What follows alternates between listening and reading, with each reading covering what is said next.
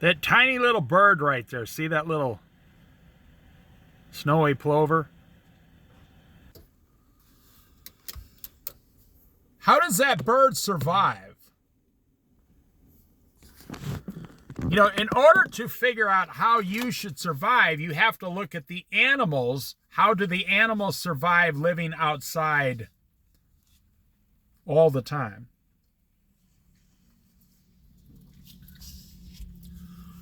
Then you look at humans.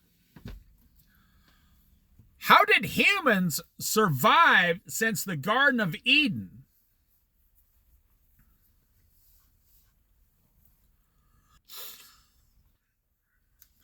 You say, well, food, water, shelter. Let me tell you what you need to survive. And not just survive, and thrive. Thrive. How do you survive and how do you thrive in life? Now, I'm going to explain this to you. And it will also explain why you're not thriving, why you're barely surviving financially, physically, emotionally, spiritually.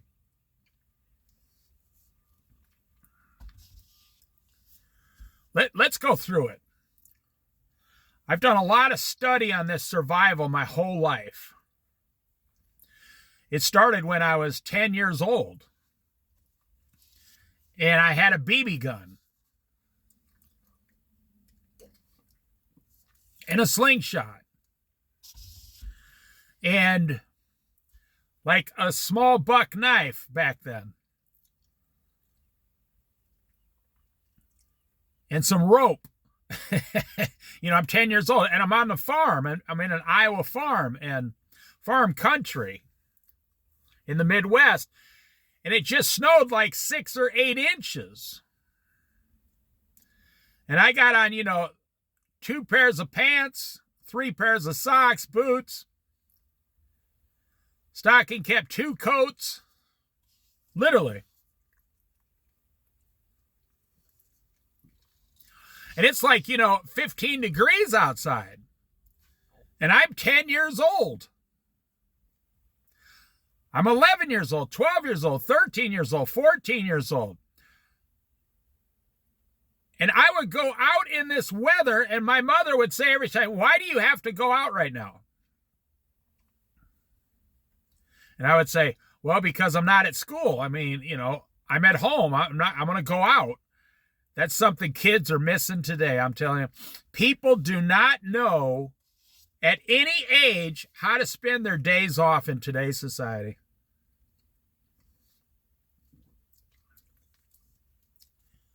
You could go on a 48-hour adventure every single time, every week. You just don't understand it. I know this guy. He works 40 hours a week. And he has a bicycle. This guy can ride a bike 3 times faster than you. Trust me. He can ride a bike like 8 times faster than me. He's not a speed. He just rides a bike every day. Rides a bike to work 5 days a week. And what's he do? He has a kayak on a little kayak thing behind his bike. And I personally know him, and he will ride his bike like 6 or 7 miles out of town. Put the bike in a safe place, lock it up and everything. Put the kayak in the water with his camping gear. Kayak 2 miles down a stream. That's one of the great things about living around here.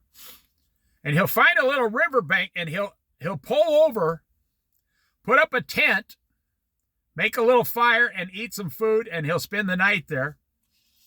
He'll kayak back in the morning upstream, hook everything back up to his bike, and ride 6 or 7 miles back to his house. That's incredible. So how do you survive? I mean, there's different ways to do it. I'll just tell you what my system is. Number one, you start with Jesus Christ.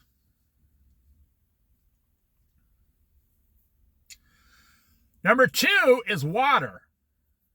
Number two is water. Number three is sleep.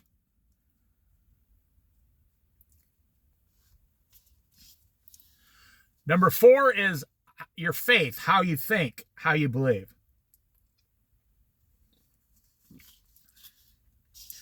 Number five is 100% healthy foods. You need healthy food.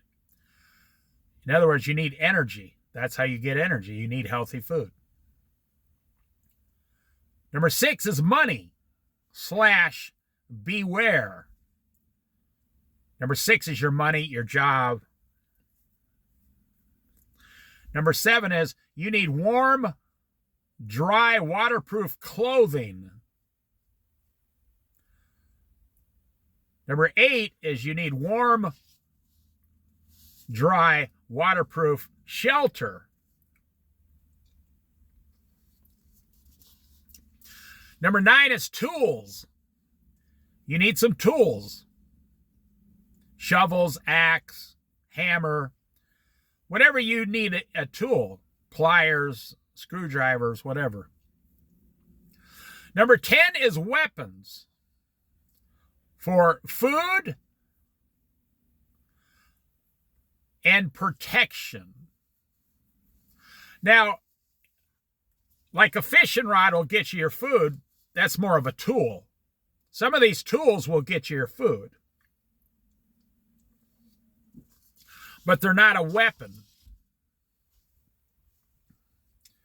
Now, a slingshot will get you your food and can be a small weapon also. A BB gun can get you lots of food, rabbit, squirrel, small game, a pellet gun.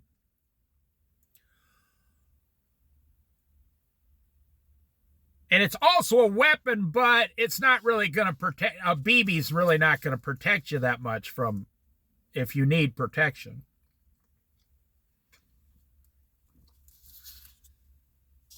So let's go through it. Number one, you need God. You need love, prayer, the Bible, faith, understanding.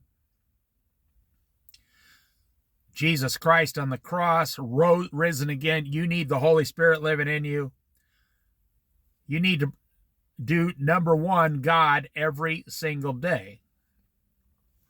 Number two, water. It's the second thing you need more than anything else. Because without water, your body builds up all its problems and toxins and toxic body and sickness and disease, and it doesn't run properly. It doesn't digest properly. Your food doesn't dissolve properly. Without water, the nutrients are not flowing in your blood to all the things that need the nutrients, the vitamins, the micronutrients.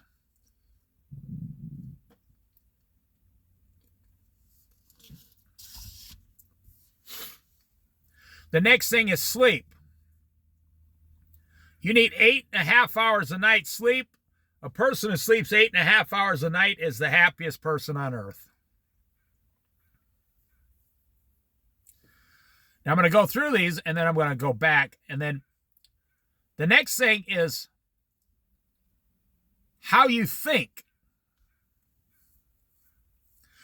Now that was actually after water, but how you think, how you believe, what is your faith? You know, the Bible teaches very clearly. The way you believe, you shall receive. Oh, it's a mystery, believe me. One person goes up to Jesus in the Bible and receives very little because they had little faith. Another person goes up to Jesus in the Bible with great faith, only touches his cloak and they're healed. And Jesus talks about it in depth in the Bible.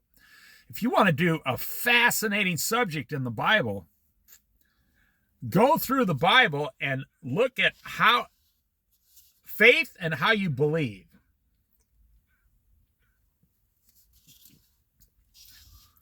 Because how you believe is what you'll receive. And that's true in the world too. If you believe if there's a help wanted sign at a certain job and you believe you could get that job, well, then you're going to go in and apply at the job and you'll probably get the job. Have you ever gone into a job and they said, "Why should we hire you?" And I say to the person, "I'm the best person for this job." And they look at me. You go, "Okay, I'm not sure if that's conceited or if you're telling me the truth." I say, "Well, we're all conceited. Sometimes I'm, a smart ass, but I am telling you the truth. I'm the best person for this job, and you should hire me, and then you could stop doing interviews and go back to work, and I'll come in beside you and start working."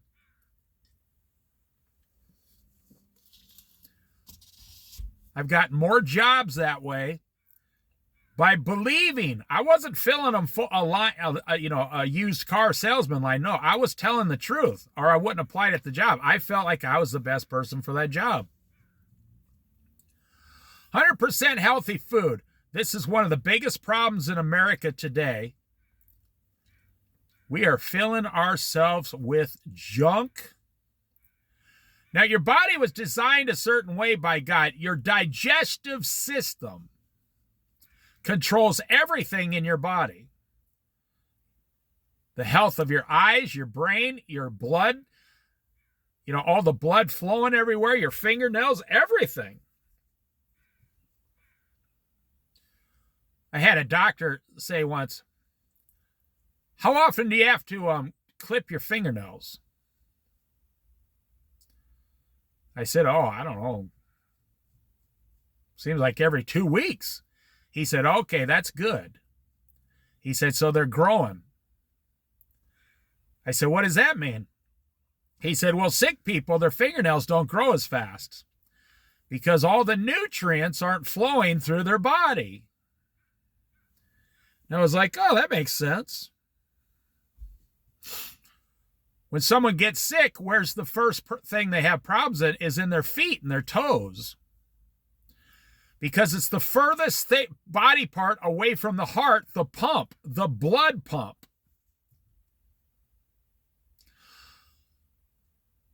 So it shows that the blood is not pumping through their legs and feet like it's supposed to. And 90% of those people, they don't drink enough water and they don't eat healthy foods.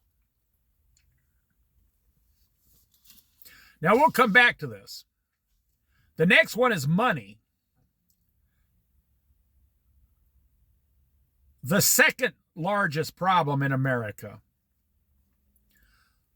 Well, I think probably the second or third. The three largest problems in America are there's no relationship with Jesus.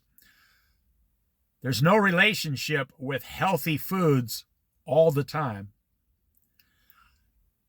And there's no understanding in America how money works.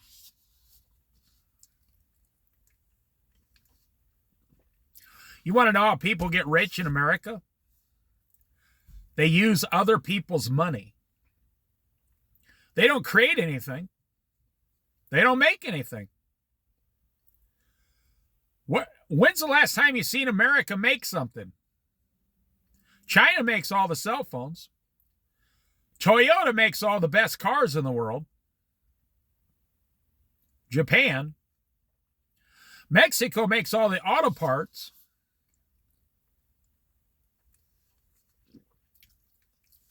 What does America make? Oh, sure, we got, food processing and farming, and we got general things. We make, Well, we don't even make our toys. They're made overseas. All our clothing is made overseas. This is one thing I agree with Donald Trump about. He said, we need to bring all manufacturing back to America. And I agree with this. Don't go to college. Get out of high school and get a $20 an hour job at a factory that makes something.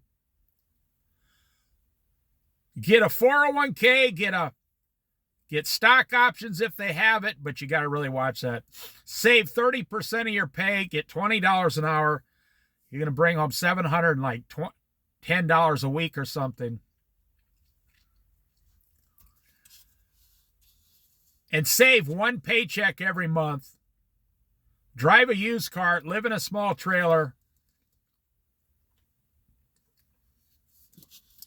No debt, no college loan, no home loan, nothing. You can live on 2 paychecks, $1,400 a month. You can save $700 a month, and you can have $700 a month extra for your life. That's a pretty good deal as a young young one. Then if you get married, and you're the little woman that you can't live without, she goes down to the same factory and you're working. Now you got $1,400 a week. You should be able to save 2 of her paychecks.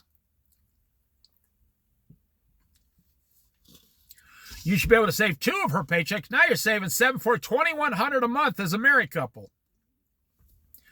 You do that for 3 or 4 years. She gets pregnant. You have your first child. Everything's going fine. You're still debt-free.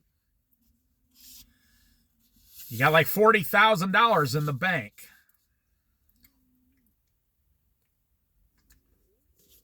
And you're only 23 years old.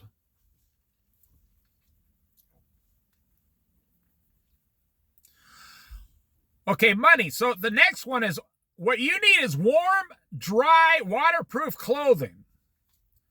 Now, I say waterproof because I live, on the Oregon coast.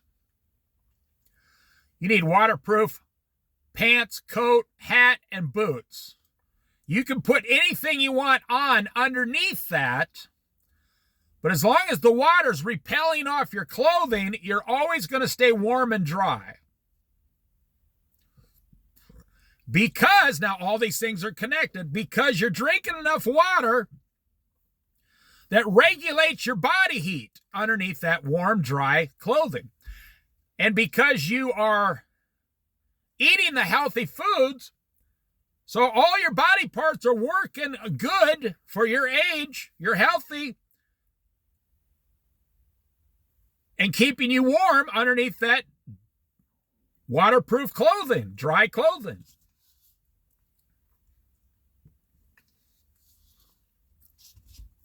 So if you're in a wilderness situation, the first thing you want to do is stay dry. It's the very first thing. You want to figure out how to stay dry.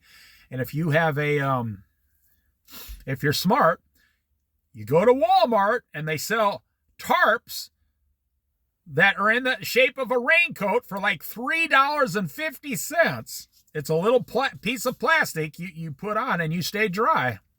Unless your name's Rambo. Yo, I just wanted to get something to eat. So then I blew up the whole town. They should have just let him get a hamburger and then he would have left. Rambo First Blood. It's funny, it was one of his most highly successful, profitable videos. And he owned this video I think it was after the Rocky series, or the first couple. He owned this video. And he said when they were watching the Rambo, they thought the movie was so bad, they tried to buy the rights to the movie back so they could cancel the movie because he thought it was going to ruin his reputation as an actor and never work again. I find that to be funny. I mean, that movie's like a cult following. Yeah, I mean, I think it's a good movie for what it is, but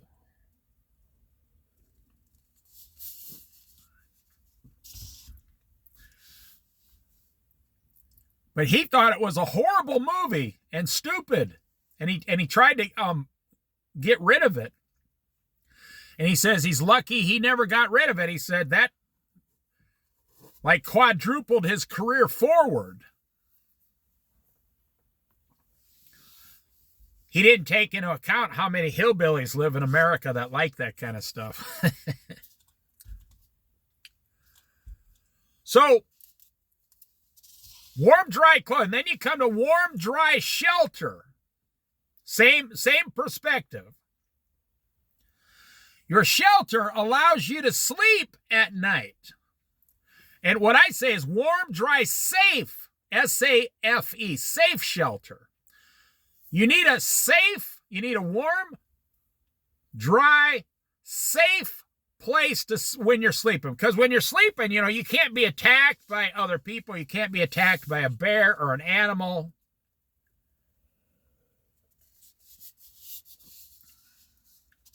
Even raccoons, they're curious animals. So you're out in the middle of the woods. They know where you are. You don't see them, they see you, and when you're sleeping at night, they're curious. And they come down and start crawling all over you. And that's not good. Then you need tools. Number 9 is tools. Pocket knife, some rope, a tent, an axe, a shovel, a saw, a wood saw, duct tape. You need tools in life. Now, we'll get back to all this. We're going to go through it one more time, and I'm going to explain to you why you're failing. And then you need weapons.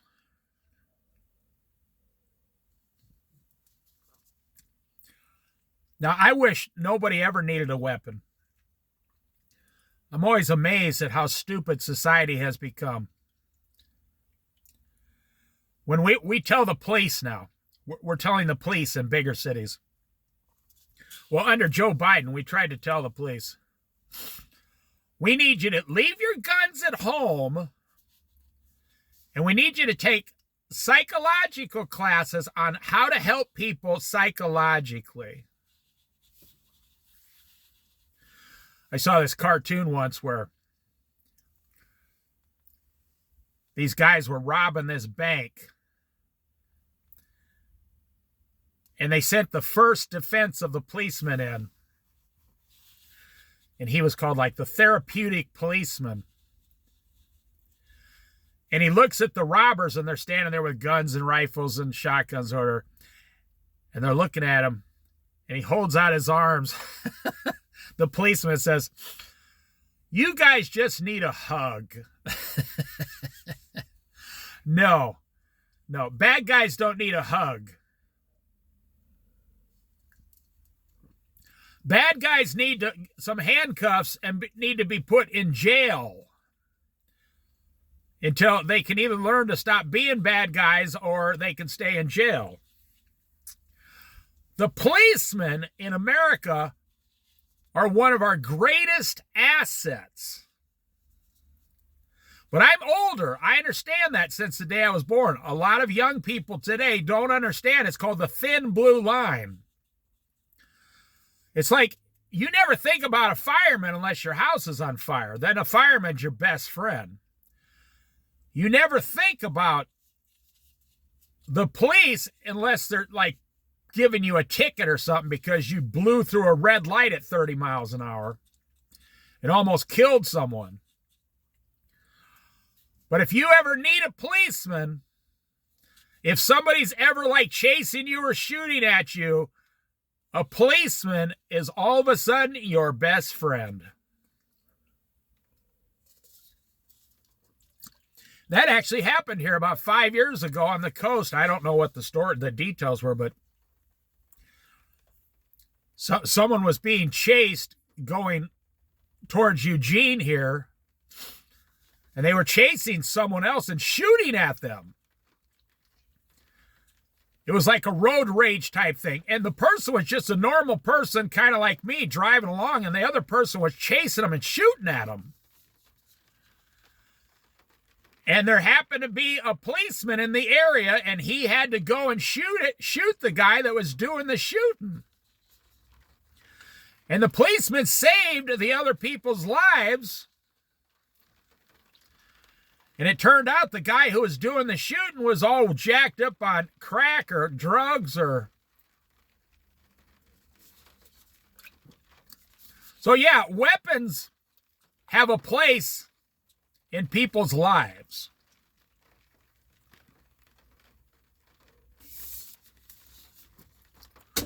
Go over to Israel or the Middle East, anywhere.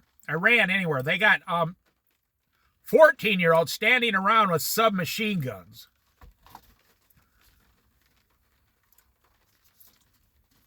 So let's back up. Now, what do you need? Now, I'm going to go through it one more time. I'm going to compare what you actually need compared to how Americans live. And it won't take long at all. And maybe this will change some of you to change your entire life. Start with God. You need God, Jesus, the Holy Spirit, God the Father, Jesus, the King, Holy Spirit, all the same God. You need prayer. You need Bible, God's wisdom, everything that comes with that. It's the most important thing you need. Okay, so what do Americans do? We replace God, number one. We replace it with TV, internet, movies, entertainment, Disneyland. We replace God with Disneyland. Yeah. Entertainment, on and on. We replace God with video games. Whatever takes up your time and your money is what you're replacing instead of a relationship with God.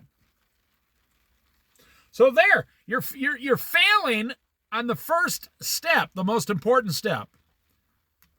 So let me put it into easier terms to understand.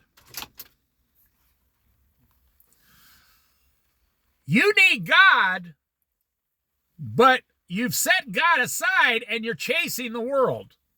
That's why you're failing. Now, I'm just going to move along on these. Number two, water. You need water, but what you have is coffee. Coffee's not that bad for you. But what you need is water. But what you have is sugar drinks all day long. You know, there was a famous guy on TV. Everybody would know his name if I said his name. I'm not going to say it. He was a talk show host. And he had a slight little issue, like a heart issue, and he was off work for like 3 weeks. And they welcomed him back, and he says, you know, on national TV, I mean, this was like 30 years ago, or 25 years ago, he said, the doctor told me I need to drink a gallon of water a day and give up all this other stuff. He said, how am I supposed to do that? I can't drink a gallon of water a day. Well, he died about 15 years after that. He was the kind of guy, you know, he could have lived another 25 years if he drank the damn water. Drink the water. And he said, I can't do it. And he turned it into a little skit. They did an interview about him. He said, no, I can't. He said, I can't drink that water. Well, you can't drink the water when you have a glass of wine in your hand or a beer in your hand or a coffee in your hand or, you know, a Coke or a Pepsi or a Dr. Pepper or a 7-Up in your hand. You can't drink water, or you're drinking 3 glasses of milk a day. You're not drinking water. You're drinking energy drinks all day. You don't drink water. All this stuff goes into your body and dries out your body, your organs.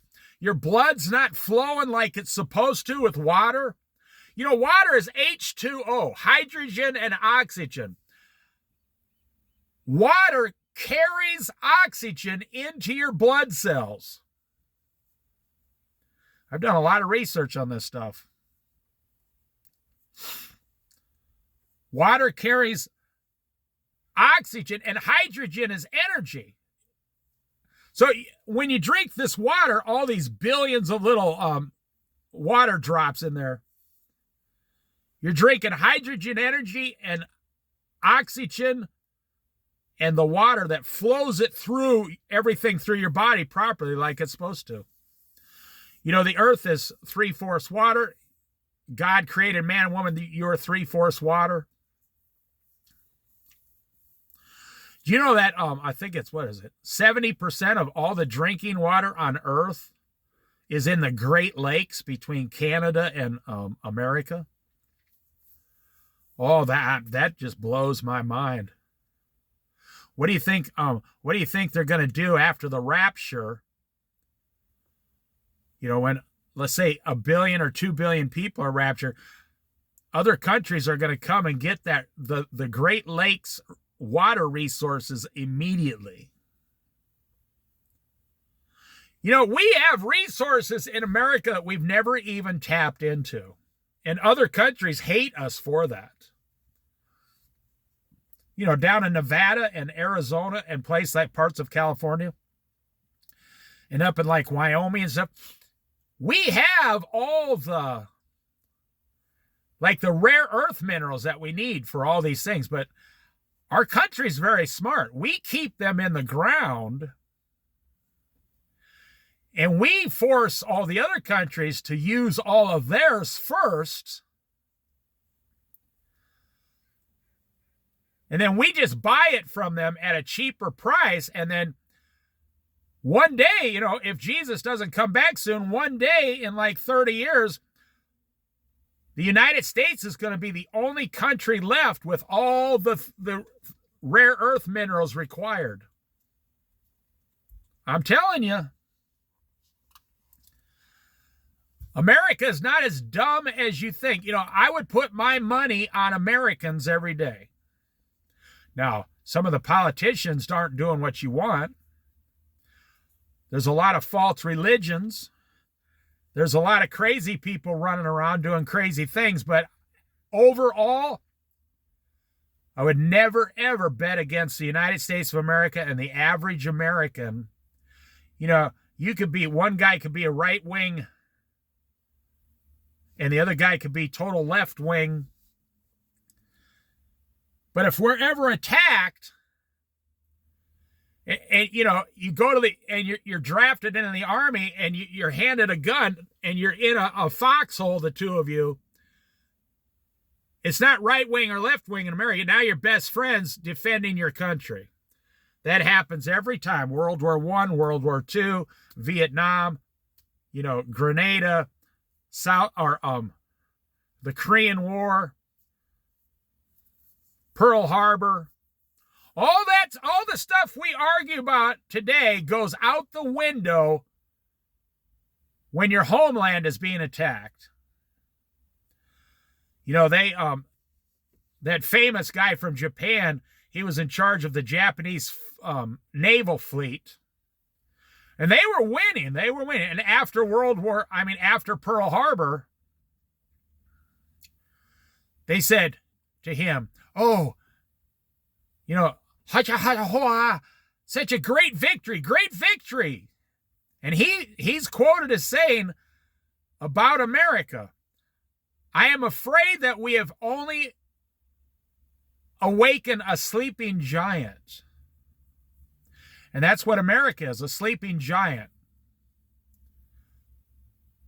And when a giant's sleeping, you can poke him around, you can slap him, you can do whatever you want to him. But when the giant wakes up and becomes angry, now you got a huge problem on your hands. But let me get back to what I was saying. So you need the healthy foods. You need God. You don't need the world. Number 2, you need water. You don't need all the juices they sell. Number 3, you need sleep. You don't need more TV late at night. No God, no water, no healthy sleep. right there that you're missing out on the top three. How do you expect to function in life? You say, man, I'm always down and drowsy and I feel depleted and I feel depressed. Well, that's why. No God, no water, no sleep.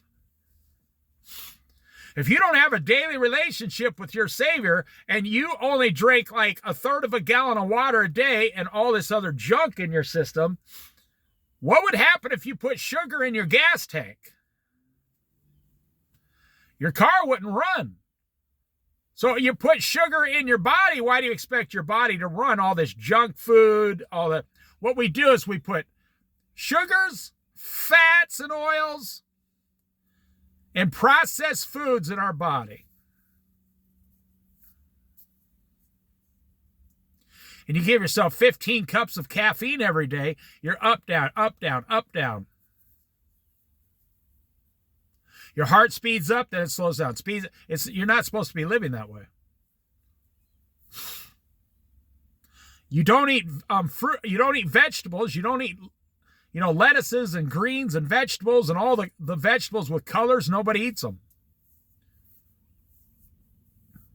Or I say 80% of Americans don't eat enough. There are a lot of people who they eat healthy. You ever seen a really beautiful 60-year-old woman?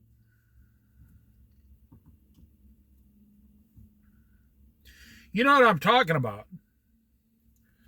A 60-year-old woman who looks like she's 46 years old.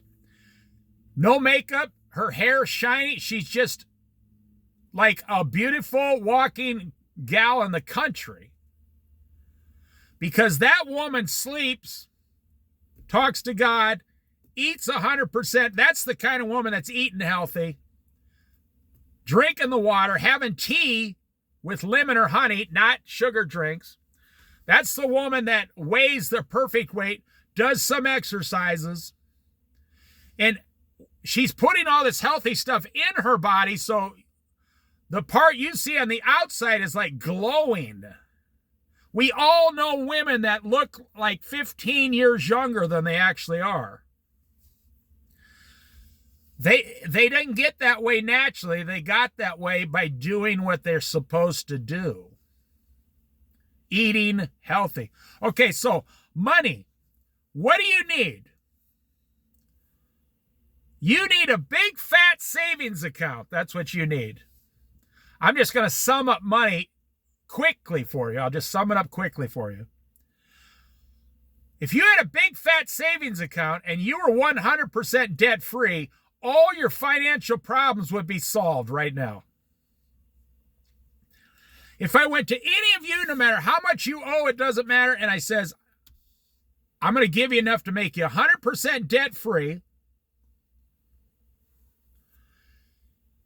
and I'm going to give you $100,000 in a savings account, it would change the rest of your life.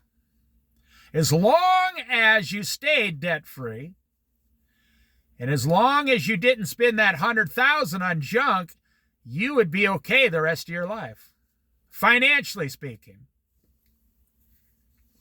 But you know what I found is a man or woman who has a lack of relationship with God, they have a lack of finances.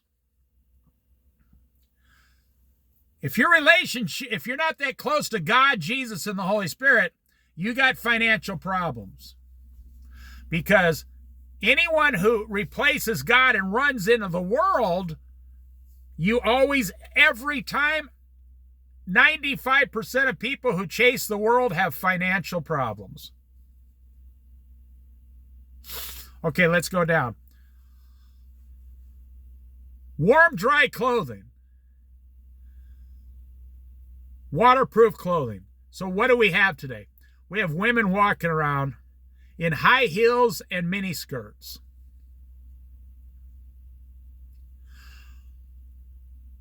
We have men walking through the rain, pouring down rain. They don't even have a coat on.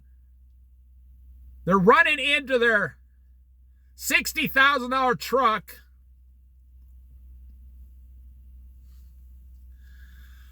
We got 13-year-old girls walking around school with purple hair, pink hair, blue hair.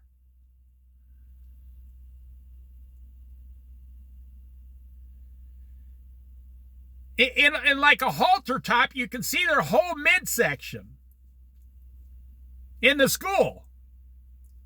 Now, I'm not talking, well, it is a spiritual thing, but I'm talking about a physical survival thing, how to survive.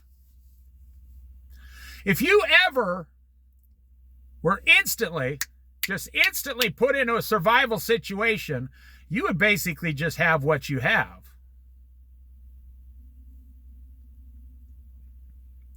I had this friend in high school. He wore Army clothing and Army boots 5 days a week at school. He wasn't a country boy, but he wasn't a city boy either. He was kind of in between. They kind of lived on the edge of the city and then on the edge of the country at the same time. And his dad, his dad was a military guy, a very nice, happy family. And his dad taught him everything, and he was going to go into ROTC or where he was going to go to college, into the military. He was a very smart kid. And even back then, he was almost 6 foot tall. And every day he would have, excuse me, I had to cough there. But every day he would have these like camouflage pants, a green t-shirt. He would have jet black Army boots that were always shined. And he had a belt. He had a pocket knife in his pocket. He always had some like little paracord wrapped around his belt thing. Yeah, back when I was a kid, you could take a pocket knife right into school. You could do that in junior high. Not something you can do today. Back when I was a kid, we had rifles. Now, I never did this. But guys who would drive their trucks, they had a rifle rack in the back window. They would have a rifle in their truck in the parking lot when they went into class. Like a .22 rifle. Or some guys had a bow and arrow in the back window. There was never, ever such a thing as a school shooting when I was in school. Didn't exist. Nope. And I'm telling you why. Because there were, that's not how kids thought back then. There were 30 kids in school that had a rifle out in their car. Now, I understand you can't do that today. No. No. And the reason these things happen today is because we refuse to pay for security. Having a video camera is not making a place secure. Having a locked door with 2 security guards at each entrance is how you make a school secure.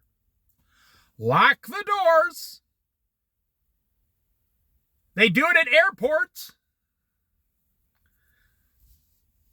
You want to get in the school, everybody that shoots up a school has a rifle. So, a majority, you got security guards, they're behind 2 locked doors. They have to buzz you in. Just like at an airport. It would cost, a few $1 billion and you could stop school shootings 100% in America. And you would also create like 1 million jobs. The solution is always simple, but nobody wants to spend the money. The solution is 1,000% easy, but nobody wants to spend the money. Now let's get back to the, Someone can't go in your school or even your business. They can't go in there, or a college. They can't harm you if the doors are locked and there's 2 security guards standing there. There's only like 4 entrances in a school, north, south, east, and west, and then you have 8 security guards standing there. That's not a big deal. Most of these colleges have like $20 billion in the bank. They can't spend, $500,000 a year or $1 million a year for security guards? Of course they could. If I was in charge of one of those colleges, as the president of the college, that's the first thing I would do is say, we're going to make this the safest college to send your child to. This will be the safest college. We'll have security guards at the front door of the dorms at night. Your child will be safe. Well, anyways. Warm, dry, waterproof clothes. So now we go to shelter. Warm, dry, shelter. This is where Americans are the poorest. They fail the most right here. And you're in the wilderness. You need a tent and a small wood stove inside the tent, the kind that go out the top of the tent. And they got like the metal thing that doesn't heat up against the canvas. It doesn't start a fire. And all you got to do is put a few twigs in there, and your tent is 70 degrees all night long. Native American Indians, that's why they would leave holes at the top of their teepee or their dwelling, and they had the fire in the center. They had the fire in the center of the teepee, a small fire. They had the fire in the center of the teepee, and everybody covered up with like animal skins, and everybody was warm.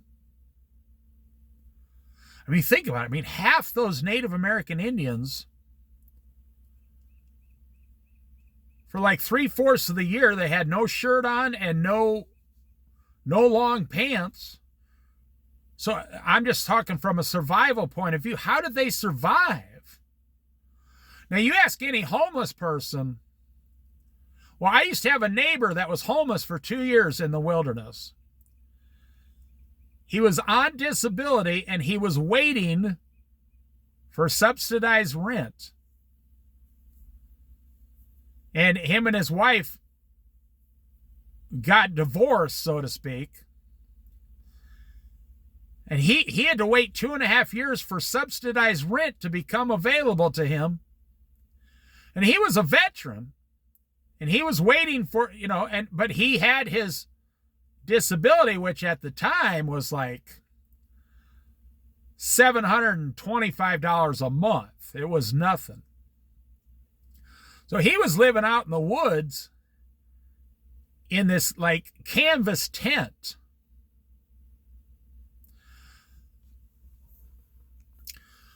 So he would tell me, he would come outside, no coat. When he got an apartment, he left the windows open.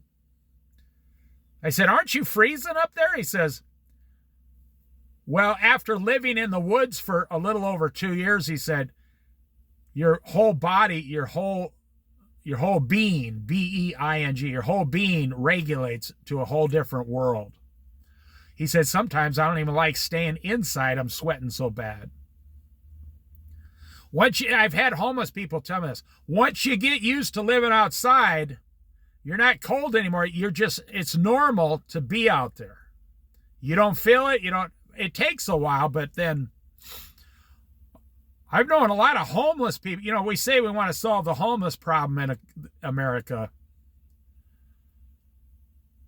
But once you've been homeless for over like 5 years, and you're chronic homeless, you really can't live inside anymore. Some of these guys, it's impossible. I knew a guy here, this was 15 years ago, they got him subsidized housing. He's been homeless for 20 years. He was the nicest guy. He rode all over town on a bicycle, talking to people, picking up nickel cans. And he had a little bit of money. He never begged for money. He had something like $350 a month disability or something, like partial disability. He was over 60 years old, and they put him in a room with some other people. Like, they each had their own room. It was a house that they built to put like 5 of these guys in one house to get them off the street. This guy couldn't stay in the house. He would go home like at 8 o'clock at night and sleep there. The funny thing is, he wasn't an alcoholic. I mean, he drank a couple beers now and then, but he wasn't an alcoholic. I've spoken to him many times. He'd go to the grocery store. He couldn't stay inside the house. That's like a lot of Native American people. They're amazed, when the white people came over and started building all these big, huge log cabins. Like, to them, it's like, why would you do it? It's kind of like white man builds big, huge bonfire and stands far away from the fire. An Indian builds small fire and sits close to the fire. So to them, building a big, huge log cabin is like a waste of resources and a waste of energy. Why would you build all this stuff? Okay, so we're on housing.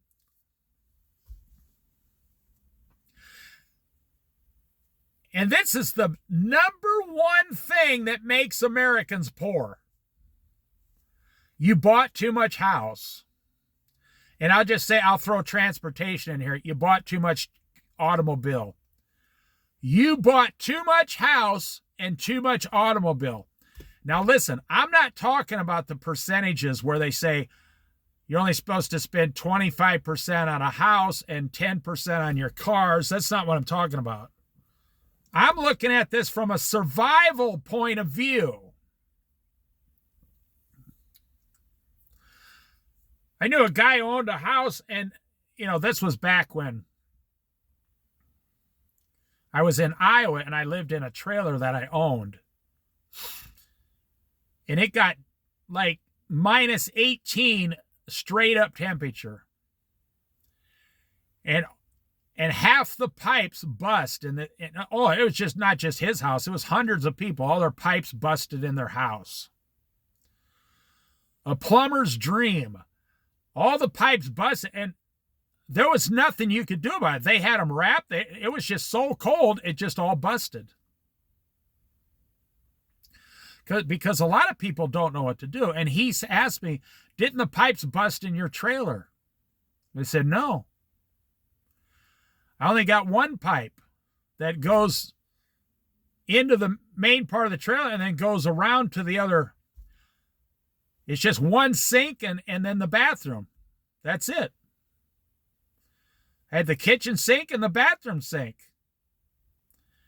And, the toilet and the shower. But he said, how'd you keep? I said, well, I live in a much smaller place than you. I had everything wrapped. And then I turn on the water, the cold water overnight, so it's dripping, so the water is always moving and it's not flowing. I mean, not sitting still to freeze. The only reason your pipes bust because they're full of water, and the water expands and breaks all your pipes. But if you keep the water running, moving all night long, the water is not standing still. It won't freeze. The only other way is, I've done this before also. When it gets real, climb underneath the trailer and put a space heater with a cord under there. It's where it comes on about every 10 minutes to your main pipe, and That'll keep it from freezing too. Or a lot of guys have electric roll tape. They didn't have that way back then. They had it later on, but you can wrap it, and it's an electrical, it heats the tape up. It's like an electric blanket. I've known guys to do this, go outside to their pipes to the main thing, wrap an actual electric blanket around it and plug it in overnight. So the point I'm making is, if you own a 10-bedroom house, you're going to have expenses of a 10-bedroom house. If you own a 65-foot trailer, you're only going to have small expenses. So what I'm saying is, if you had $1 million in the bank, cash, if the average American had $1 million cash in the bank, what would they, and said, go ahead and go buy a house, what would you do? The average American would pay off their house immediately. And then after 2 or 3 months, they'd be thinking, okay, I still have $700,000 left. You know what we need to do? We need to get a bigger house.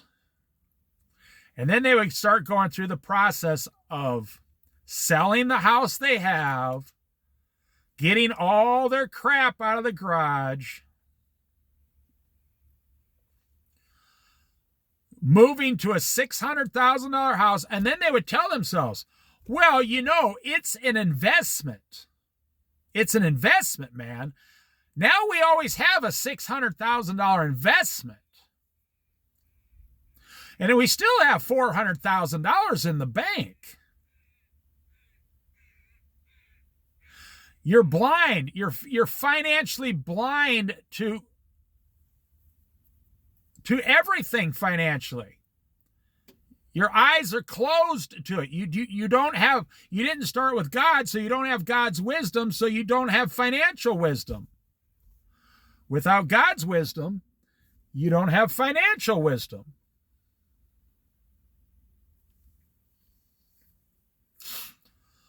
And then what do you do after you own the $600,000 house? You say, you know, there's a house for sale across town for $300,000 that we could use as a real estate investment.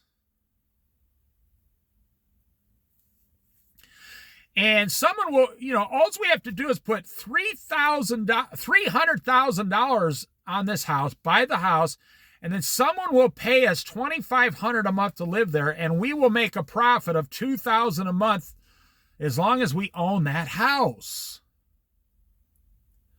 Well, if you had $300,000, you could make more than $2,000 a month in other ways by not owning the house. And you could just keep the money in the bank. You know, they talk about the stock market making 10%. Okay, well, there's $30,000 right there every year for doing nothing. Or you could take $30,000, start your own business. I talked about this in another video. You could take that, start your own business, and start making $50,000 a year. There was a guy named Bruce Williams. You have to be around my age to know who he was. He was a famous radio personality. And he used to travel around the country talking to, 1,000 people at a time. He was very, very popular. He wasn't a politician. He was an all-around type guy. You know, there was a time in this world where people didn't talk about politics. They never talked about politics on the radio or on the TV or nothing. Just the news would mention it once in a while, and that was it. I mean, politics have taken over people's lives. They're screaming, yelling on videos about it. Famous people are calling each other names all the time. I mean, oh man, it's just, 40 years ago, nobody talked about these things. They didn't care. Everything was fine. There was this guy, you can look him up, Bruce Williams. He's one of the most interesting and intelligent people I've ever heard of in my lifetime in modern society. He's not alive now. Back then, he was in his 60s. Very famous. He wrote 2 or 3 books. You can still get his books. He was on the radio, and you would call in and ask him to solve a problem, and he would solve your problem for you right on the air. He was like a jack of all trades type man. And he wrote a famous book, How to Make $50,000 a Year with a $10,000 box truck. Now, you got to understand, so this is 35 years ago, $50,000 a year was a lot of money. That would be like $150,000 today. So if you went out and bought a $30,000 box truck today, and he explained to you how to make $150,000 a year. Oh, it was fascinating. He said, so at Christmas, this was big back then.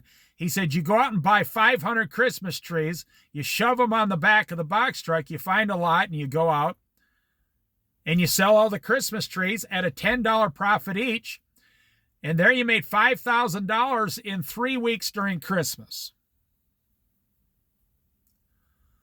And he was right.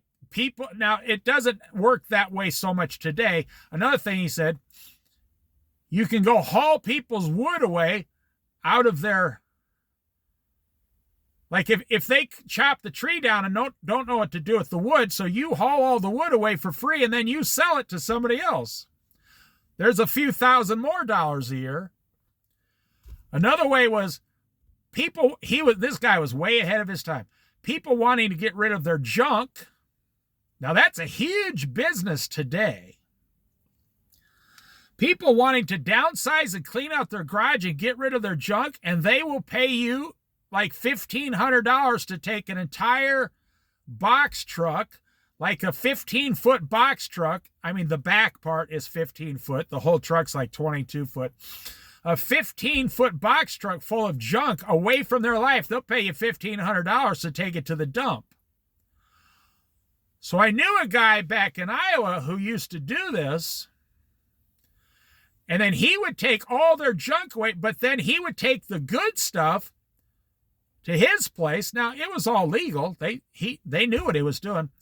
And he would sell that stuff before there was an eBay or anything. He would have a yard sale on the weekends when he didn't have any business, and he would haul all the junk to the dump. Back then, he would make like $350, and then he would make another $150 or $200 selling their stuff that they're throwing away. This was like in 1990. This guy was making $1,000 a week out of a box truck. And then if someone called and said, I need to hire you to move me. Now I know because I worked for the guy a few times. I was down at this place, this pool hall. It wasn't a bar. It was an actual pool hall with video games and game room stuff and arcade place. And he saw me in there. He says, hey, you look like a strong guy. He says, you want to make $100 tomorrow?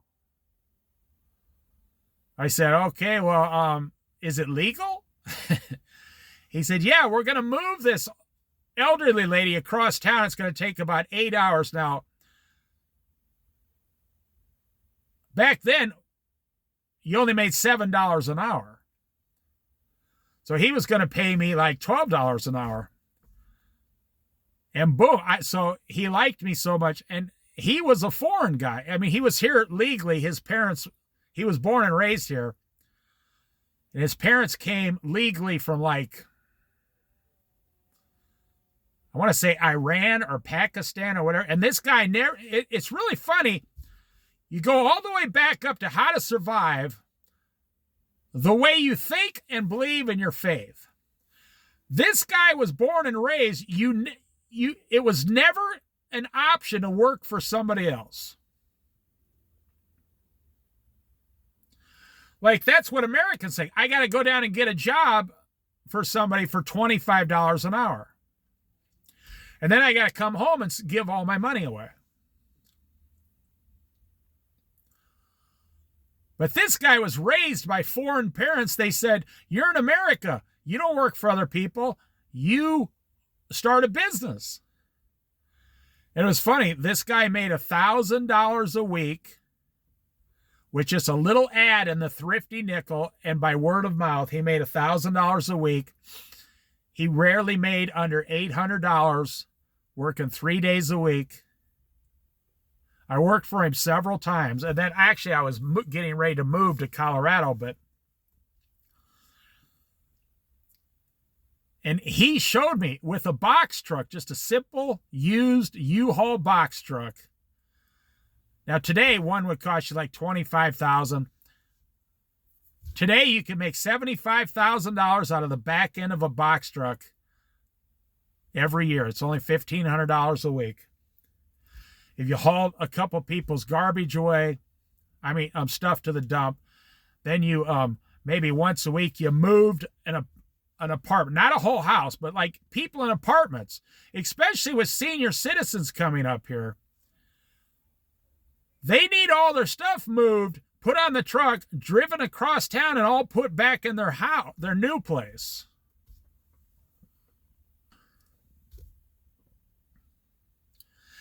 Now, I wouldn't do Christmas trees today, no, because it's all kind of wrapped up. And if you're not already in the Christmas tree business, it's hard to get into it. But another thing this guy did in Iowa during the spring, summer, and fall, when they had the local, not the flea market, but the swap meet out in the field somewhere, this big, huge swap meet, garage sale, flea market type thing. He would take all that junk he got from these people, take it out there, and sell it all on the weekends. Okay, so we went over housing and transportation, and you come down to, clothing, shelter, and then you come down to tools, and then the last one is weapons. Now let's back up. And I'm going to just briefly go through these and tell you why you're failing in America and why some people are not failing. They are very successful. I know a guy worth $15 million. He lives in a one-bedroom apartment. He owns the building. And he lives in the upstairs and rents the downstairs to a business. He's worth $15 million and he lives in a one-bedroom apartment. And he's extremely happy. And then he has a car, which is funny, in a garage about 3 blocks away that he owns that building, and he rents that building out to 2 or 3 people, but he keeps the garage and Pete keeps his 2 cars in that garage. So if he wants to, excuse me, if he wants to drive his car, he walks 3 blocks down the road, gets in his car and closes the garage. So he doesn't pay for his apartment. The business below him pays for it. He doesn't pay for his garage. The residents who own or rent the 3 apartments, they pay for the whole thing. Well, it's all paid for. He's worth like $15 million.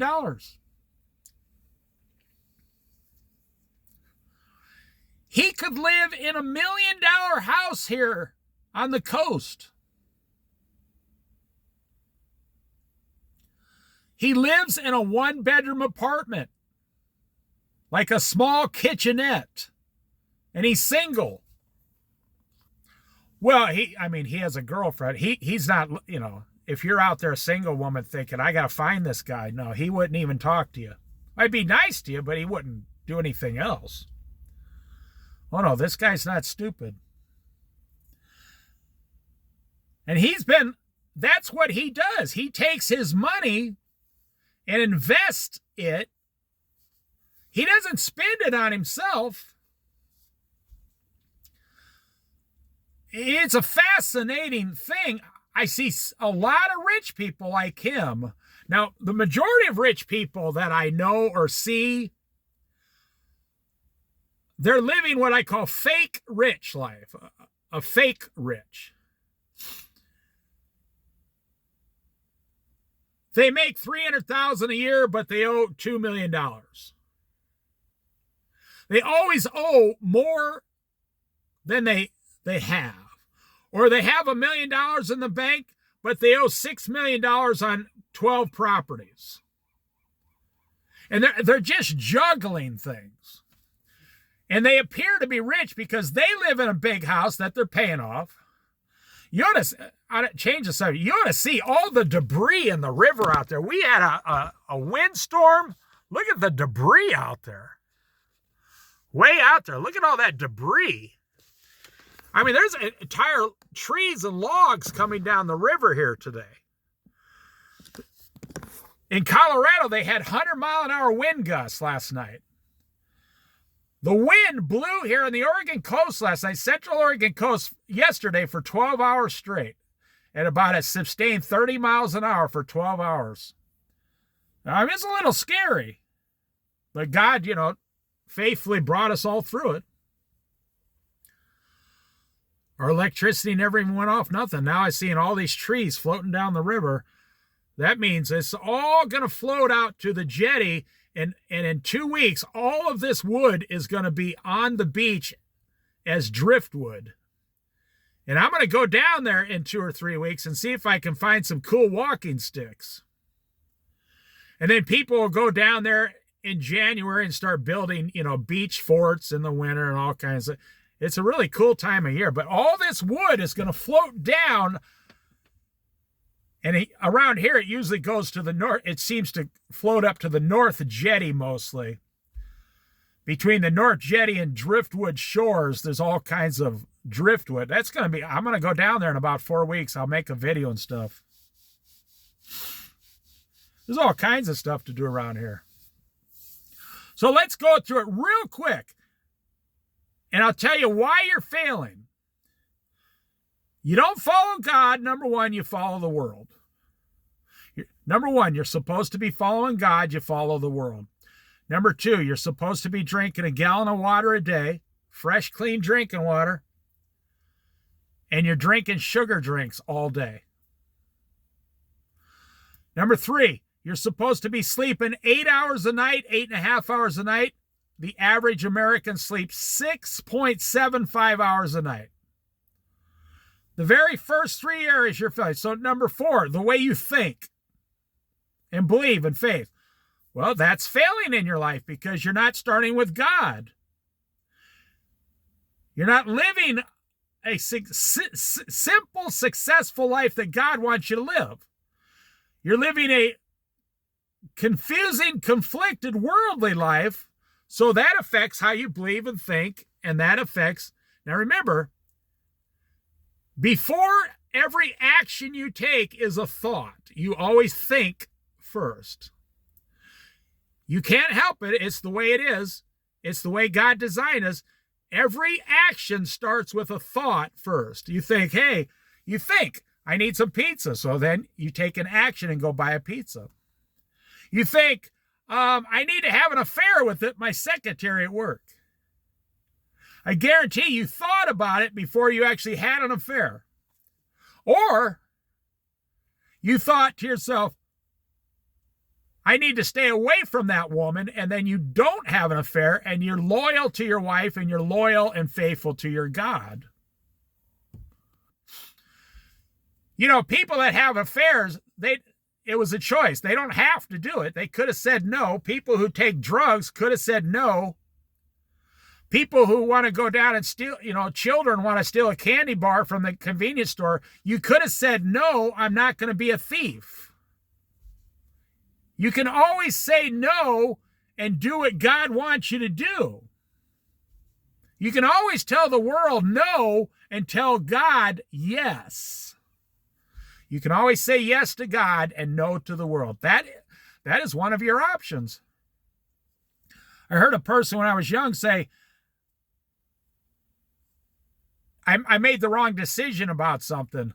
I mean, I was really young. It might even just been my dad. And they said, well, you had another option. And, I was like 12. I said, what was that? And they smiled at me and said, you could have chose to do the right thing. And they explained to me, doing the right thing. I'm going to show you the sun coming up here. This person said, doing the right thing is always one of the options. I said that to my brothers once when we were older. I said, well, you know why you're having these problems? And he says, why? Because you didn't choose to do the right thing. And he looked at me, my brother looked at me like, can it possibly be that simple? You don't have to drink. You don't have to smoke. You can choose to say no. Okay, so then we go down to food. You're supposed to be eating vegetables, fruits, grain like oats, rice, oatmeal, rice, fish, oily fish, omega-3s, very little other meats, very low fat, and drinking all that water. You can choose to say yes to healthy foods. It's a choice. Most people are like, wow, I've never even heard it put that way. But what you're doing is you're choosing all the junk foods in this world, and everywhere you go, it is just, the healthy foods that we got are just in the little fruit and vegetable section. The whole rest of the store is everything from junk food all the way to, furniture, home furnishings. It's just a crazy world we live in. You need that healthy food. And I'm always, look at that. Oh, you can't see that duck flew by. I'm always inspired when I go to the grocery store, which I'm going to go pretty soon here. And I see people my age in there. Their whole cart is just full of vegetables and fruits. And they're happy and they look good and they're healthy and they go home. And everything's fine. They love it. They use extra virgin olive oil, no Crisco. My goodness.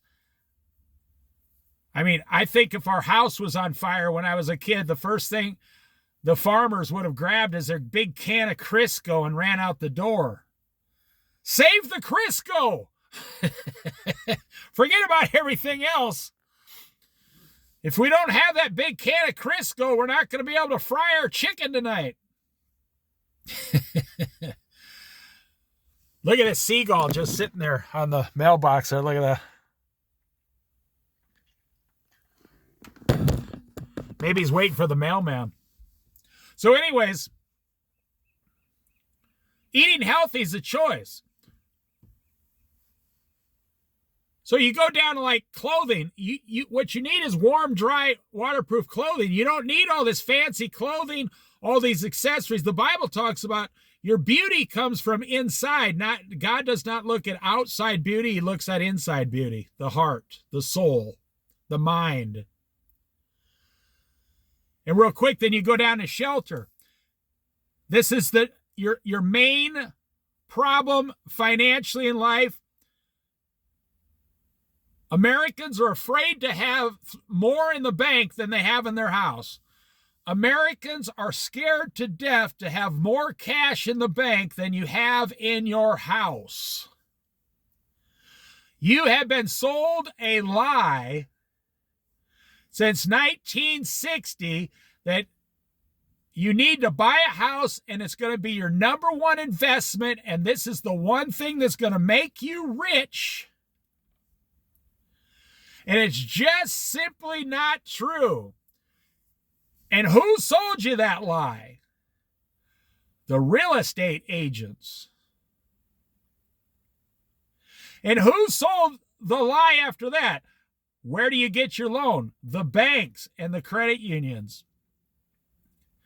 They want you to loan the money so they can make tens of thousands of dollars a year in interest off of every single person.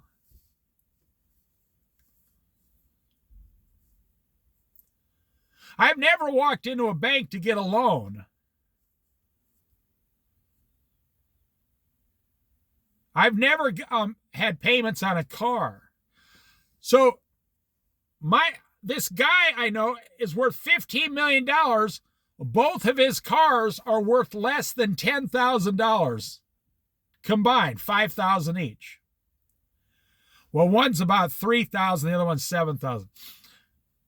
He's worth $15 million. He has two cars worth less than $10,000.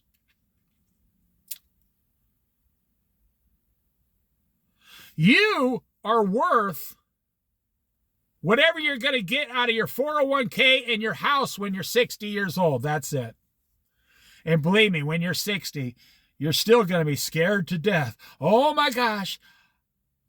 All we have is this $400,000 house. Are we going to be able to retire at 60? You're going to be so worried.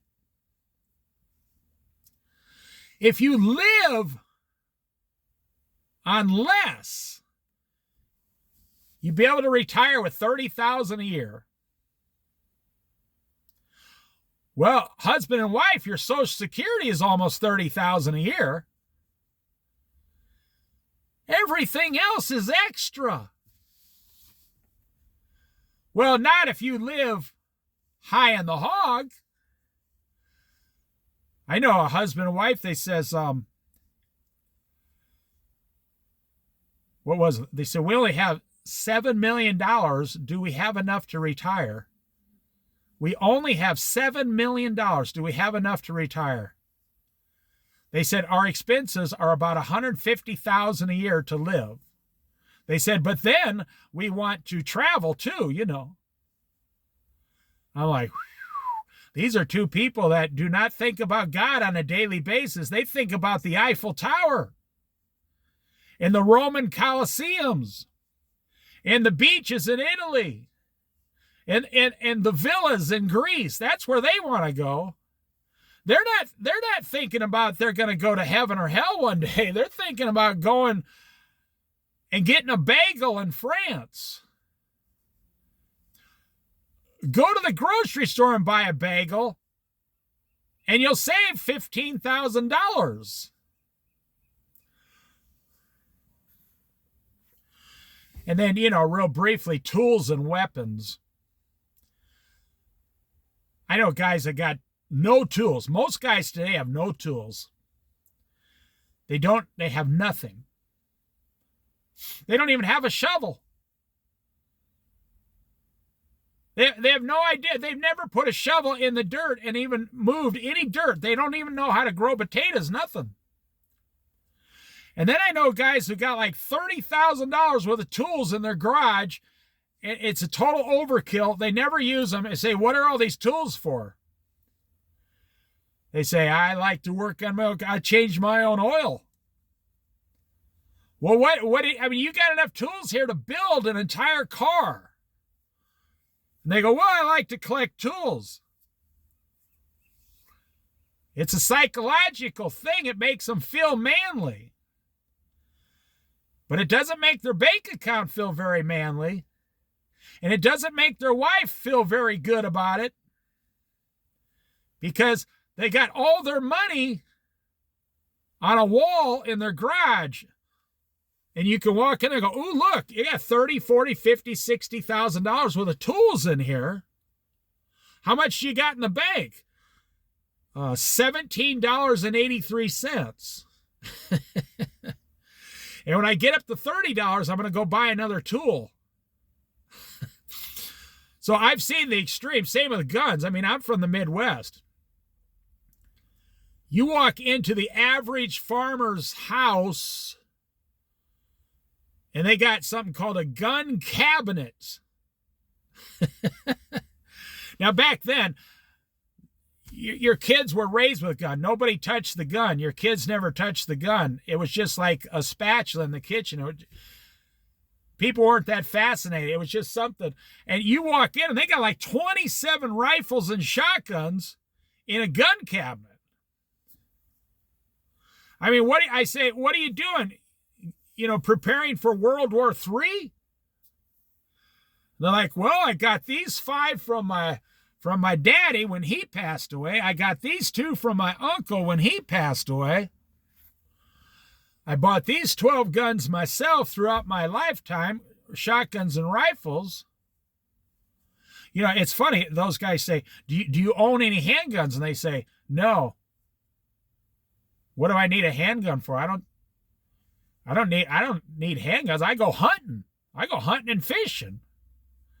You go into some guys' houses in their garage, they got like 35 fishing rods.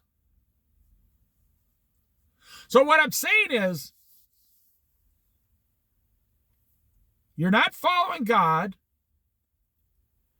So then you're not thinking correctly. You're not studying the Word of God. You're not drinking your water. You're not sleeping enough because you're doing the world. You're not following God. You're following the world.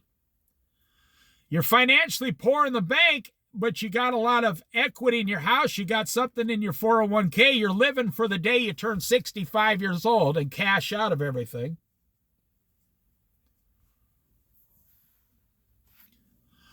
Most guys today would not know how to go make a walking stick in the woods. Most guys today, young guys, they don't even have a pocket knife. They don't have a small little saw or an axe to go into the woods. They don't have any of that. They don't know how to make a wood stove. They don't know how to saw down a tree and let the wood dry and cut it up and put it through a log splitter. They don't know how to build their own log splitter. Now, I'm getting real technical, but when I was young, 15 years old, every kid I knew could do that. All those things. Today, people push buttons on a computer or on their phone and that's it. I mean, I grew up in a time where you'd send out 40 Christmas cards every year. And it was fun. And stamps were only like 15 cents each. It was fun. It was a good time. And you'd write them out and say hi to all your family and friends and tell them. And then you'd get about 40 Christmas cards in the mail. That was a good time. It was a great way to communicate. It was how a lot of women exchanged recipes. They'd say, hey, next year, give me your banana bread nut recipe. And then it'd come in the mail on a 5x3 card the next year. And now people think it's a problem if you have to text someone, Merry Christmas. That's just rude. So anyways, I guess that's it. This was how to survive and thrive video. I mean, I don't think it'll help anybody. Up until I was 30, 35 years old, it was normal. Now, the Mormons still do this. Like every Mormon family has 6 months worth of supplies in their house. And then they, in their community, then they have a bigger supply thing that they're all connected to. And then you go up the scale to the Mormon church, and they have like big, huge warehouses full of emergency food for if everything collapses for the Mormons. Well, today we say, well, those people are crazy. Now, I don't agree with their religion. I don't agree with Mormonism, but I do agree with the way they prepare for, emergencies in their futures. And, like 90% of Mormons are financially stable. And only about less than 40% of the rest of Americans are financially stable. So there are lessons to be learned from even, they say I learned most of my lessons from my enemy. That's what one king will say about another king. I'm not saying that about the Mormons. I'm saying, have you ever read the book, The Art of War? If you've never read The Art of War, you should read it. I read it one time. It's fascinating. Sometimes I think I could have wrote that book because that's how I think. How to defeat another king is you don't look at your army and your resources. You study your enemy's army and resources, and you look for little weaknesses on how to defeat them.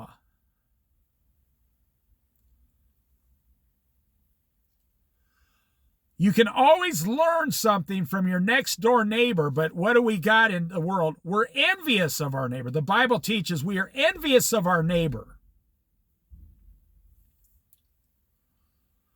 I told you one of my friends just bought a car. Now he's got like $150 a month car payments, which is fine. I mean, it's under $10,000. He'll have it paid off in 3 years. But he has a nicer car now, but I'm debt free and I have no payments. So, he told me, he says, yeah, I got this nice car. I had to get it. He said, but I'd still rather be like you and have no payments. See, that's what you can learn. I had a family member ask me once, a family member who took drugs. I've told you about this before, and they said, how come you never took drugs when we were younger? I said, because I saw you take them. And I saw it destroy your life, and I learned by not doing it. See, you don't have to jump over a cliff to learn jumping over a cliff is harmful. You don't have to touch a hot stove to learn touching a hot stove is harmful. You don't have to buy a house to learn buying a house is going to destroy your finances for the next 20 years. You don't have to wait until you're 65 to retire. You can retire early and go do something else if you want. Volunteer or work for the church for free or whatever you want. You see, if you can live on $2,000 a month, you got all kinds of options available to you in this world. If you're a husband and wife and you can live on, say, $1,800 a month, and you're both on Social Security, that opens up, and you're 100% debt-free and you got some money in the bank, all your options are open. Instead of visiting France, you could go work in France for 6 months. Now, that doesn't interest me personally, but you could get a work visa to go work in France as a dishwasher in one of their fancy restaurants, and you could learn all kinds of things, and in 6 months, you get on a plane and come back home, you and your wife. You better love washing dishes, though, because the way they do it over there, it's very intense. You could do this. You could say, I'm going to go work in Arizona for 4 months during the winter and then come back home. You see, if you have to have $7,000 a month to live, and you got a lot of debt and a house you're stuck to for 6 more years, and all these things, and no money in the bank, well, then you have no options. It's kind of like the American Indian. Make small fire, sit close to fire. It's not because the Native American Indian doesn't have enough wood.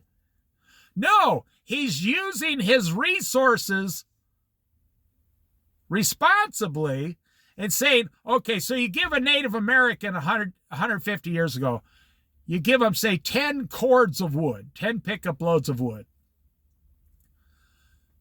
That's going to last their entire village for a whole winter. You give a white man 10 pickup loads of wood,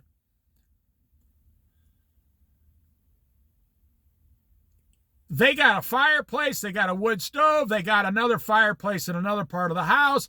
They're burning all this wood. They go through like a pickup load every month. So instead of supplying heat for a whole village, these now 10 pickup loads to, say, rich Americans, you're only supplying enough wood for like 5 guys for one winter. I know. We used to sell wood when I was a kid. And we'd go up to these rich guys' house. They'd stack it over there.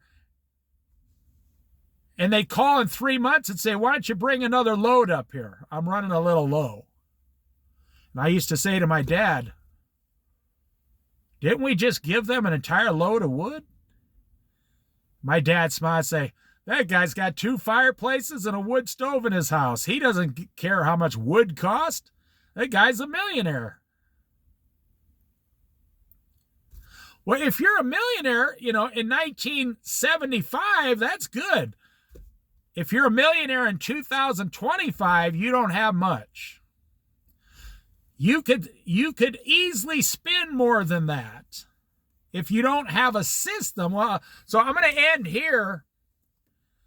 And that's why, survival wise, talking about survival speaking, what you need is God, family, water, sleep, healthy foods, a big fat savings account, and a small house that's 100% paid for. It's funny. I'm going to end right here. 2 things. Number one is, I know a lot of millionaires. I mean, not personally. I don't go to their house, whatever. Mostly I've worked for a lot of millionaires. And every millionaire I've ever seen that's happy and got a lot of money, they got a small house. They got a small place. And they got investments or a business, but their house is a small place. I know a guy's worth like $4 million. He lived in a trailer on one of the trailer lots out here with his wife. They lived in a $50,000 trailer. They were perfectly happy. That's how you get $1 million. You save it. And the second thing, something I've experienced in my life watching people, every person I've seen that got close to retirement and their kids were gone and married, and they felt, okay, our family's taken care of, our children are okay, and they start selling everything out of their 3-car garage, and they're downsizing, and they sell their house, and they all move into a 2-bedroom condo for about $100,000, back in the day. Well, you can still find them and buy them, sure. Especially if you have $100,000 cash. And you get rid of all your stuff, and you got 2 cars out front of the condo parked in the parking lot, and you don't have a garage. You got a real nice house. If something happens to the man, the wife is set up for the rest of her life. The kids can come over for Christmas, or you can go to one of their houses if you want. You have way more money to give your grandchildren gifts because you don't have the big house expenses anymore. So this is the last thing I want to tell you. Every single couple I've met that downsized into a condo, 100% of the time, they all say the exact same thing. I should have did this 20 years ago. I should have sold everything and bought a 2-bedroom condo and raised my children in the 2-bedroom condo, and I'd be twice as wealthy. I should have never bought a house because you buy a house, then you got to fill up all the rooms, you got to fill up the garage, you got to get the exercise equipment in your garage that you never exercise with. You got to buy all the mountain bikes that you never ride. You got to buy all this stuff. The only thing you use in that house is that big lazy boy chair sitting in front of the big screen TV. That's the only thing your butt ever touches. I got the big, huge basement with the pool table and the bar and all the liquor in it, and nobody even goes down there. I knew a guy, like in 1985, bought a $3,000 pool table. It might even been $5,000 in his house. And I said, "Oh, you like a professional pool player or something?" He goes, "No, I haven't played pool in years." He said, "This sits down here." He said, "The grandkids come down here and play once in a while." He says, "I should have never bought this thing." He said, "I thought I was going to get into it, but this is just a big fat waste of money." I said, "Wow." To myself, this guy has a $5,000 pool table and he doesn't even play pool anymore. Now, you have to understand, a $5,000 pool table in 1980. I was doing some work for the guy on his property. And I had to go in the basement and get some stuff, and he was feeding me a sandwich and stuff. And he was a nice guy. He was financially richer than his wisdom, put it that way. I mean, this pool table was like, it was just some mistake he made. It just sits down there. It didn't hurt him financially. He had a ton of money. Look at that big hole of light coming through there.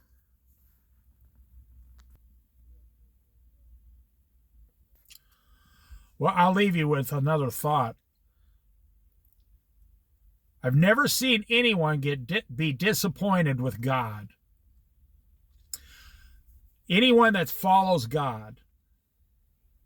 I've never met a Christian that actually follows Jesus every single day, prays every day, and reads the Bible out loud with their family. I've never seen them say out loud that they were dissatisfied with God. The closer and closer you get to your Lord and Savior, Jesus, and the further and further you get away from the things in this world, this modern society, the happier and more joyful you become. It's a journey. You start gravitating towards God and all He wants to give you, and you start gravitating away from the world. You're living in the world, but you're not finding satisfaction in the things of the world. You're finding satisfaction in the things of God. And that is right there is what is the difference between the people of today's society. Now, if you gave me $1 million and you gave other people, the average American, $1 million, I'd go buy 2 used cars or vans for like $10,000 each. I'd really splurge, yeah. I'd buy like a $50,000 one-bedroom trailer to live in. And then I would drive up and down the coast traveling, like 2 weeks every month. And I would keep $900,000 in the bank. But the average American, you see, because I don't get my joy out of the world, I'm getting my joy from God Himself. My Father. Once you believe in Jesus and your sins are washed away, you have been given the right to become a child of God for all eternity. And that starts immediately while you're on the earth. Wherever you're at, God comes to you and starts working with you. As long as you keep following God and reading the Bible and praying, God will keep working with you. But as soon as you stop, it's like if you don't show up to work, they're not going to pay you. If you stop following God, he's going to say, well, then they don't want to follow me. He might tell you a few times, keep following me, but if you refuse, like the prodigal child, and in today's society, it doesn't have to be a prodigal son. It can be a prodigal daughter. There's a lot of wild young girls, in our modern societies in the last 50 years. Some of the girls today make the guys look like saints. And they run around like crazy, these girls. I mean, it's not, everybody knows. I mean, you just look outside, go to the grocery store, you see it everywhere. Some of these girls have like Instagram, channels that are just, it would make your grandma blush, I'll tell you that. So,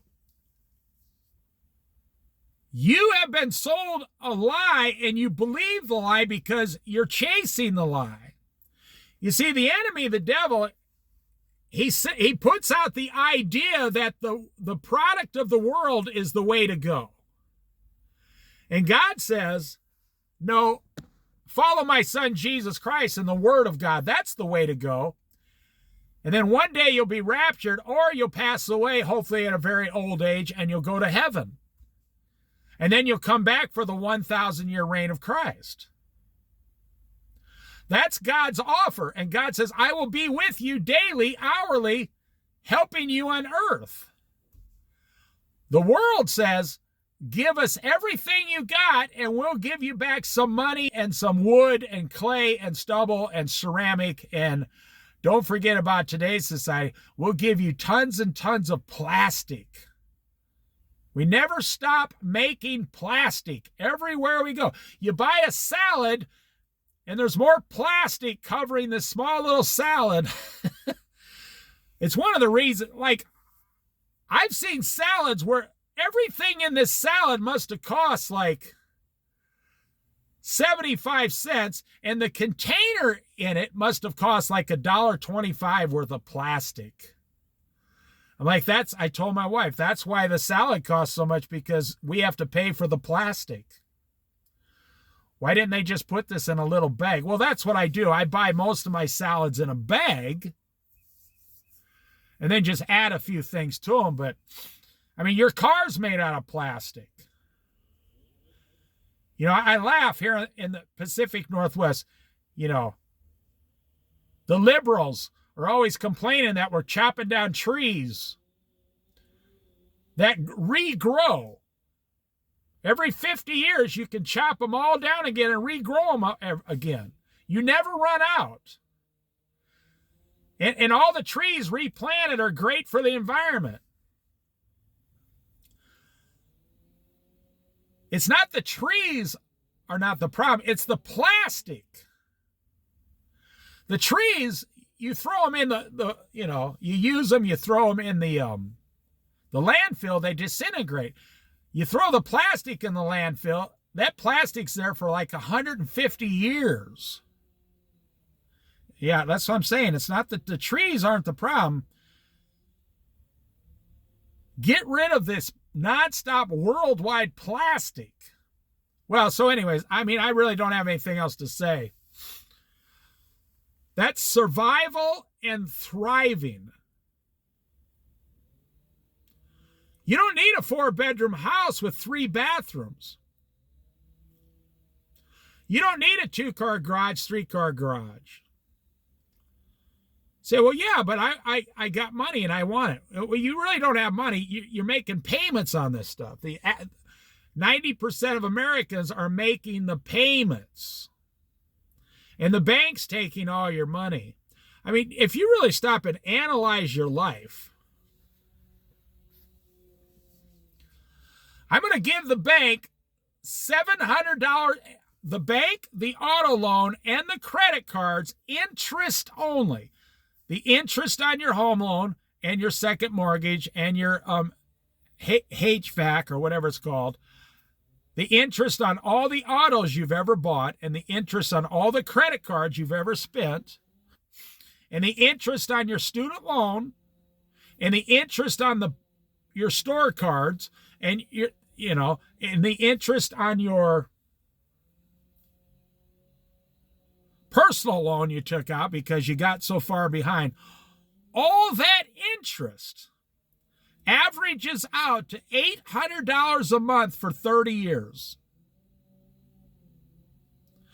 You gave away $10,000 a year for 30 years, $300,000 to all the banks that borrowed you the money.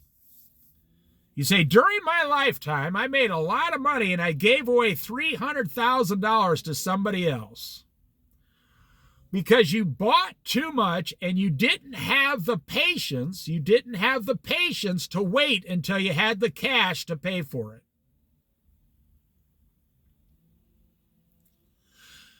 It's funny, even like the famous guy with the Call-In Financial Show, he'll say you should be 100% debt-free and then buy a house, but then pay off the house. I'm like, I disagree with this guy. Do not buy a house. Just buy a cheaper house for cash. You say, I can't afford a $300,000 cash. Well, okay, then go buy a $30,000 trailer and start there. Because once you fix it up a little and you say that you live in it for 5 years and save $100,000, right? It'll motivate you to get and save $100,000. Well, then you can resell the trailer for $30,000 to someone, and it's like you live there for free. I had a car back in Iowa. I used to do this all the time. And I mentioned it briefly a few times, and, nobody does it, but I would go down and buy $600 cars. And I would put brakes on them and tires. This was back when you could get a full brake job on a car for like $69 back in the day. So I would put brakes on, check the muffler, I would detail the whole car, wash the engine, everything, put 4 brand new tires on it. Back then, tires were $39.95, $40 for a brand new tire. That's right. And so then, and back then you just had carburetor. I would just scrub the living crud out of the carburetor, put 8 spark plugs in it, wash everything up, change the fluids, put some rear differential fluid in the rear end, clean out the trunk, everything. If there were spots on the car, I would sand it down and put some primer there, and I'd drive this, old 350 engine around, this old Oldsmobile, Ford, Chevy, whatever, Dodge, even had some Plymouths. They usually had 6-cylinder engines in them, and only 6 spark plugs, 1 small carburetor.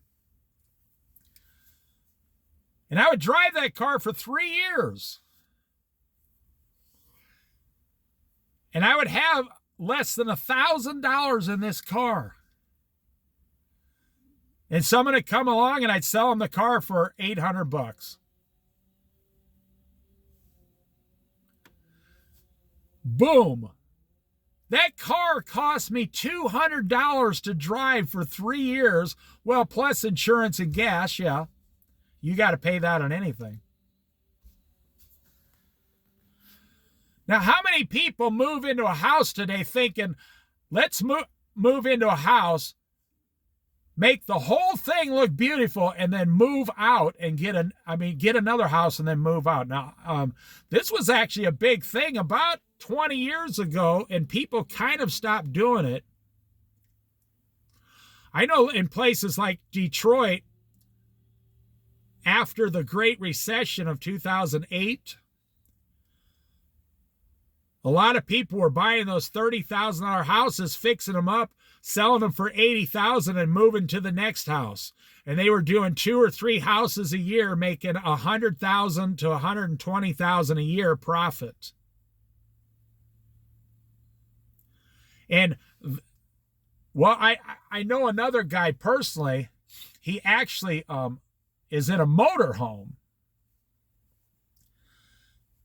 And he will go renovate your house for you. Like, you can get a hold of him. He's got a great reputation. He knows how to do everything. You will call him and say, I need you to renovate my house. And he will pull up and live in your front yard for like 5 months.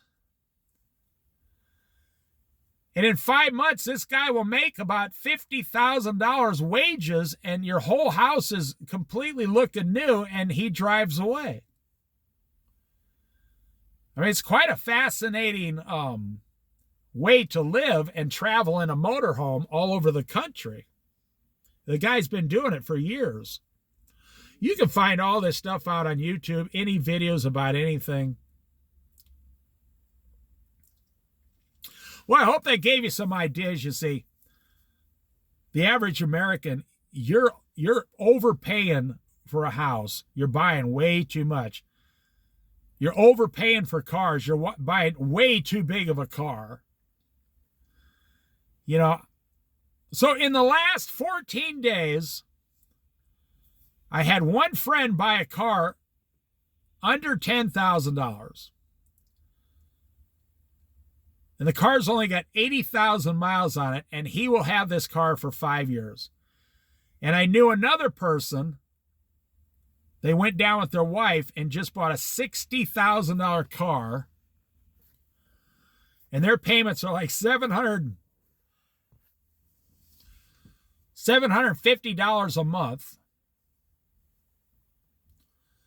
for the next 6 years, or whatever it comes out to be. So my one friend has $150 a month payments, and he'll have it paid off in 2 years and own the car for 5 years. These other people have $750 payments. The car, they'll have the car 5 years and trade it in, and they'll have to come up with a few $1,000s to pay it off and trade it in. And here's the crazy thing. They both work in the same industry, making the exact same amount of money per hour.